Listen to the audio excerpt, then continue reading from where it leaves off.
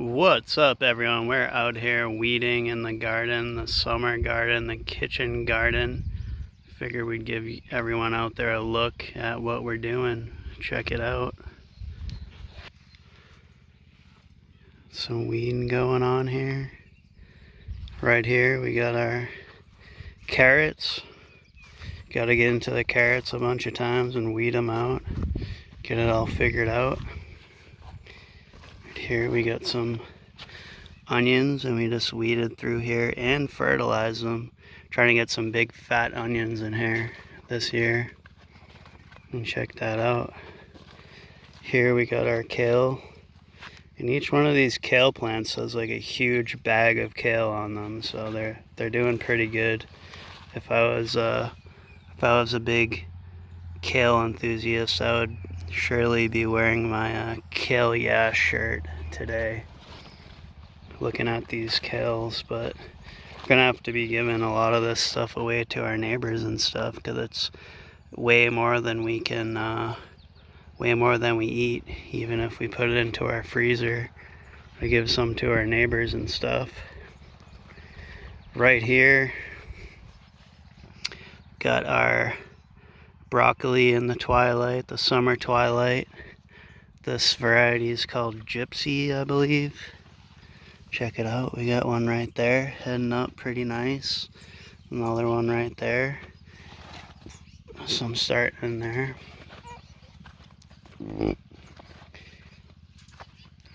Got a fussy baby on the back there. She might be done soon. Yeah, she's done. Some purple broccoli in here. What's that one called, Wendy? Jacaranda. Jacaranda. Some kind of foreign type of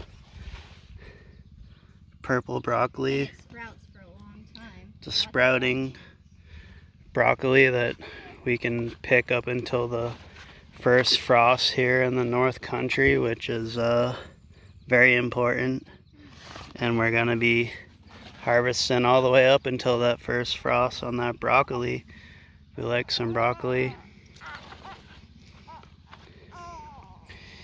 Got our lettuce coming in here.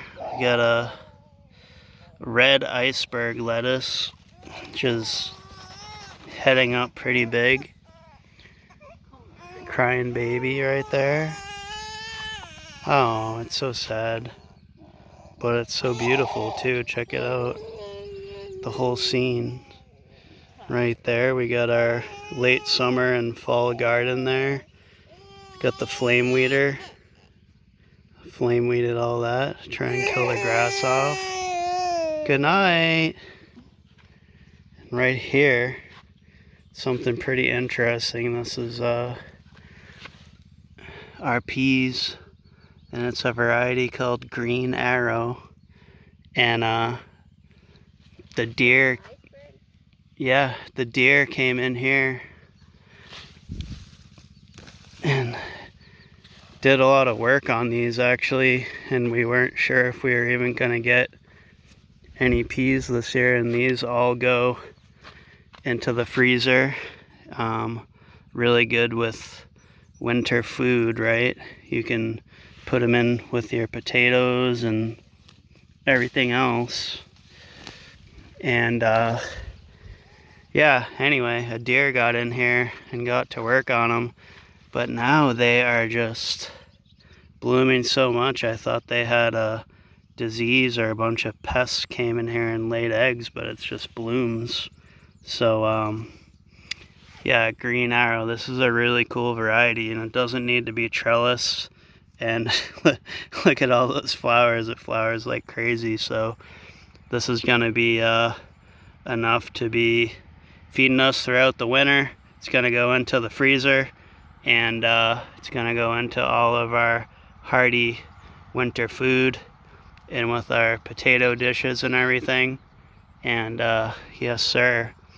So it's a lot of fuss being made about the higher prices for food and everything going on right now, and just a garden like this can feed your whole family for a year. Some calendula flowers right there, and these flowers, we harvest the flower, bring it inside, and we have a little net, dryer net, and we dry the flowers. And Wendy makes a salve with the calendula flowers, and it's like really healing for the skin. And I use it quite a bit. Right here we got our beans coming on, and these are haricot vert French beans, and we make our dilly beans with them. And then on this side of the road down here we have a purple, it's an Italian purple variety that makes a really nice fat purple bean that we freeze and like to eat in the winter time with our hearty winter dishes. But yeah, this size of a garden right here can feed your whole family in the summertime and through the winter, in the north, anywhere. And all you gotta do is can your food, freeze your food, or dry and dehydrate your food. Got some herbs right there. Got dill, cilantro, some Swiss chard. Got our parsley right there. My favorite herb that we grow this time of year in the summertime is papalo, which is in the greenhouse. But yeah, yes sir. Give a midsummer garden tour. This is our kitchen garden, and then we have our squash field over there. We have our greenhouse over there, and then beyond the stream we have our fields where we grow our cornfield over there, and then we grow our potato field over there. So we got 4 fields in the back that we rotate throughout different crops in a nice 4-year old school organic farming rotation. Yeah buddy. And still a lot of weeding to do here. We had our early spring lettuce in here, and this part right here turned into a lawn, and I just cleaned that out. And then so the grass is gonna go in the wheelbarrow, and when it's completely dead and dried out, I'm putting it in the compost. So we want to keep the carbon kind of cycling through here, keep the dirt cycling. We don't want to be pulling out the grass and then removing some dirt and organic matter and just throwing it in the lawn or something.